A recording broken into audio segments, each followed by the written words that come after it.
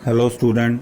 आज हम +2 arts subject political science और चैप्टर हमारा कोल्ड वार एरा चल रहा है, उसका क्वेश्चन कर रहे हैं। तो क्वेश्चन है न्यू इंटरनेशनल इकोनॉमिक ऑर्डर के इकोनॉमिक जो ऑर्डर है वो नया, तो वो है क्या, तो उसके बारे में बात कर रहे हैं। तो सबसे पहले है meaning of new international economic order. तो new international economic order is a plan to establish just economic order by replacing the present one. जो प्रेजेंट वन चल रहा है उसको रिप्लेस करके एक नए ऑर्डर को इस्टेब्लिश करना, उसको एक न्यू जो इंटरनेशनल इकोनॉमिक ऑर्डर कहा जाता है। So that international order become more just and important for all. और सब के लिए ये वेरी इम्पोर्टेंट है, क्योंकि हर एक कंट्री चाहता है कि ज़्यादा से ज़्यादा डेवलपमेंट हो और ज़्यादा से ज़्यादा देशों के साथ एक ट्रेड के जरिए रिलेशन बने। तो उस तरह की चीज़ों में सब कंट्री सोचने लग गए थे, तो इसलिए ये इम्पोर्टेंट था। The United nation conference on trade and development had brought out A report in 1972 entitled towards a new trade policy for development. तो ये एक इंटरनेशनल जो ऑर्गेनाइजेशन है यूएनओ, उसने भी एक जो कॉन्फ्रेंस की थी इस मैटर को लेकर के किस तरह से एक इकोनॉमिक ऑर्डर को इस्टेब्लिश किया जा सकता है। तो 1972 में तो उन्होंने एक रिपोर्ट भी पेश की थी। तो उस रिपोर्ट के आधार पर फिर एक न्यू इकोनॉमिक ऑर्डर को इस्टेब्लिश करना था। अब बात आ गई है कि factor responsible for the demand of new international economic order. जो इकोनॉमिक ऑर्डर है इंटरनेशनल, उसके क्या कारण हैं या फैक्टर हैं या कॉजेज़ हैं कि रिस्पॉन्सिबल कॉजेज़ के उसको लेके आना पड़ा, न्यू ऑर्डर को इस्टेब्लिश करने की ज़रूरत पड़ गई। तो उसमें हम बात करेंगे कि पहला ये रिस्पॉन्सिबल फैक्टर था कि wide gap between north and south.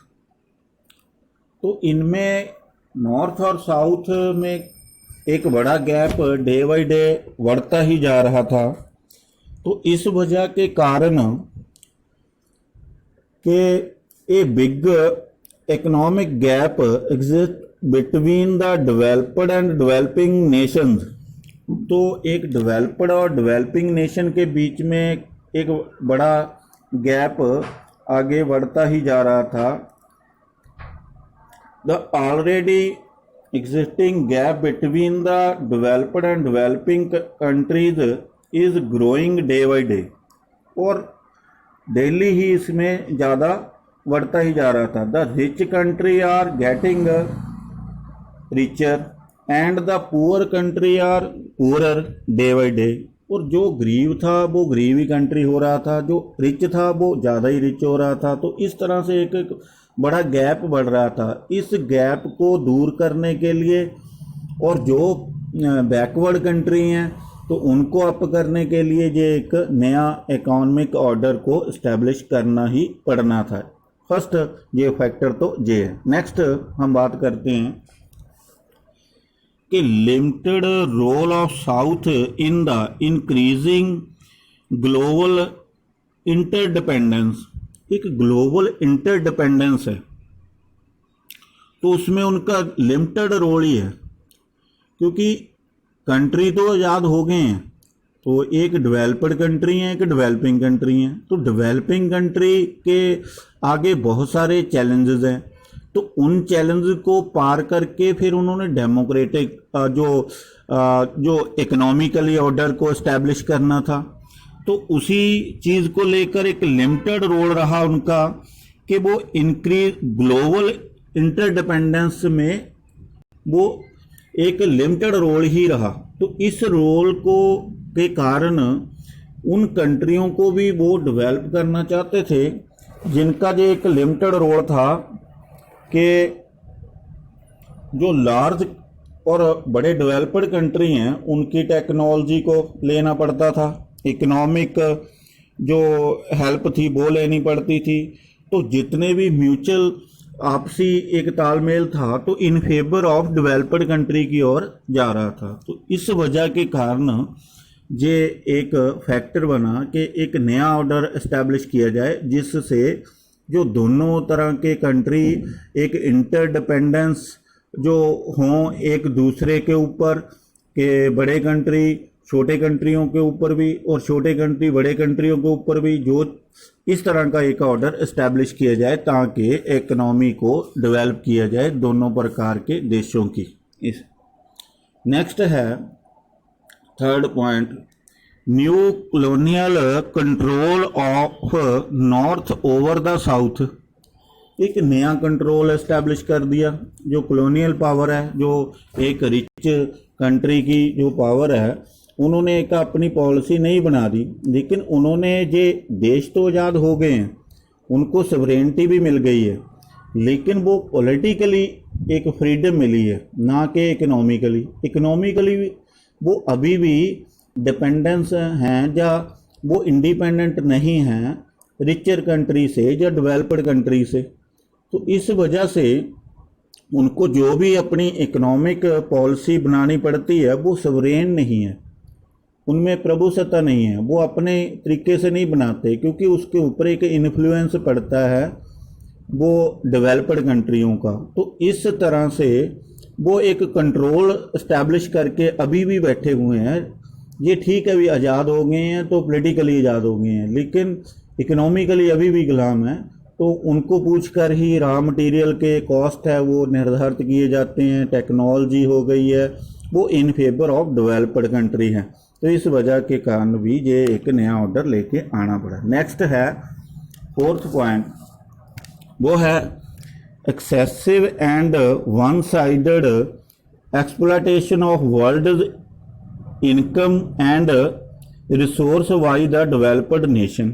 जो एक डेवलप्ड नेशन है वो एक्सप्लॉयटेशन कर रहे हैं डेवलपिंग कंट्रियों के रिसोर्सेज की, और वो एक साइड ही है क्योंकि वो जब इंटरडिपेंडेंस है तो डेवलप्ड कंट्रियों से तो शोषण कर ही नहीं सकते जो डेवलपिंग कंट्री हैं। तो जो डेवलप्ड कंट्री है वो डेवलपिंग कंट्री का शोषण करते हैं क्योंकि उनके पास टेक्नोलॉजी नहीं है, उनके पास इकोनॉमिकली कंडीशन इतनी साउंड नहीं है।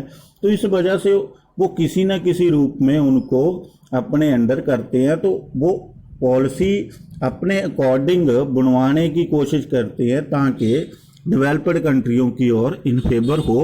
तो इस तरह से ये एक एक्सप्लॉयटेशन हो रहा है। तो इस एक्सप्लॉयटेशन को रोकने के लिए एक नया ऑर्डर इस्टेब्लिश करना। नेक्स्ट बात है fifth point, negative role of multinational जो कारपोरेशन है। एक मल्टीनेशनल कारपोरेशन इस्टेब्लिश हुई है तो उनका एक नेगेटिव रोल रहा है क्योंकि उसने जहाँ भी इस्टेब्लिश हुई है वहाँ के इकनॉमी को, वहाँ के रिसोर्सेज का, वहाँ के लोगों का एक्सप्लॉयटेशन किया। तो वो अपने तरीके से रॉ मटेरियल को अपने हिसाब से वो डिसाइड करते हैं उनकी पॉलिसी को। तो इस तरह से ये एक नेगेटिव रोल के कारण एक फिर रूल एंड रेगुलेशन इस्टेब्लिश करके एक नया इकोनॉमिक ऑर्डर को इस्टेब्लिश करना चाहते थे। ये भी एक कारण या फैक्टर बन गया था। नेक्स्ट है dissatisfaction with the working of present day international economic order. सबसे बड़ी बात तो ये है कि जो चल रहा ऑर्डर था इकोनॉमिकली तो उससे डिससैटिस्फैक्शन थी, वो असंतुष्ट थे।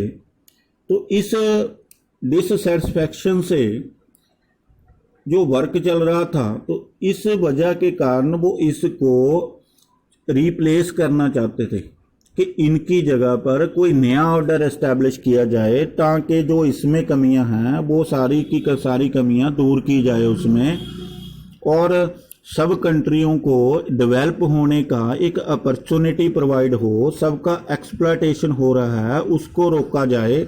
तो इस वजह के कारण उन्होंने एक इंटरनेशनल जो इकोनॉमिक ऑर्डर है उसे इस्टेब्लिश करने की जो कारण बना या फिर डिमांड हुई। तो ये एक कारण था और फैक्टर था जिस वजह के कारण एक नया इंटरनेशनल इकोनॉमिक ऑर्डर इस्टेब्लिश हुआ। नेक्स्ट बात है इनइक्वालिटी एंड इनएफिशिएंसी। ना तो वो समानता ही थी, ना ही आत्मनिर्भरता थी पूरी तरह से, तो दोनों ही ये इस्टेब्लिश नहीं थे क्योंकि इक्वालिटी है नहीं थी, उसमें काफ़ी गैप था। बड़े रिच ही हो रहे थे, पुअर ही हो रहे थे, और साथ में उनमें इंटरडिपेंडेंस के कारण एफिशिएंसी थी वो भी कम हो रही थी। तो ये कुछ कारण बन गए कि फैक्टर्स रहे जो कि एक रिस्पॉन्सिबल थे डिमांड और न्यू इंटरनेशनल इकोनॉमिक ऑर्डर के लिए। नेक्स्ट बात हम करेंगे कि policy of divide and take advantage of the developing country. तो डेवलप्ड कंट्री हैं जो, उन्होंने डेवलपिंग कंट्रियों की कैटेगरीज बना दी। एक जनरल जो थी वो कैटेगरी में इस्टेब्लिश कर दिए कि ये ऑर्डिनरी स्टेट है, एक फेवर्ड स्टेट है, एक मोस्ट फेवर्ड स्टेट है। तो तीन कैटेगरी में इसको इस्टेब्लिश कर दिया था। तो तीनों कैटेगरी में जो फर्स्ट कैटेगरी है सबसे ज़्यादा लॉस उसको हो रहा था, डिसएडवांटेज, क्योंकि वो एक अपने रूल एंड रेगुलेशन चलाना चाहती थी तो वो उसको साइड पर कर दिया। जो जैस मैन थे उनको नज़दीकी लगाया तो उनकी फेवर की। तो उस मोस्ट फेवर्ड स्टेट थे तो उन्होंने और भी ज़्यादा बेनिफिट उठाया। तो इस वजह के कारण तो वो जो एक डिवाइड पॉलिसी, जैसे अंग्रेजों ने डिवाइड एंड रूल्स की पॉलिसी अडॉप्ट की थी, उसी तरह policy of divide and take advantage, वो ज़्यादा से ज़्यादा एडवांटेज लो ऑफ द डेवलपिंग कंट्रीज। और डेवलपिंग कंट्री उनकी कैटेगरीज बनाकर वो ज़्यादा से ज़्यादा बेनिफिट उठा रहे थे। इस वजह के कारण भी एक फैक्टर बना जो ये डिमांड उठी कि एक new international economic order establish किया जाए। तो इस तरह से ये क्वेश्चन था आज इस वीडियो में। तो नेक्स्ट वीडियो में हम अगला क्वेश्चन करेंगे जो कि उस चैप्टर का लास्ट क्वेश्चन होगा। Thank you.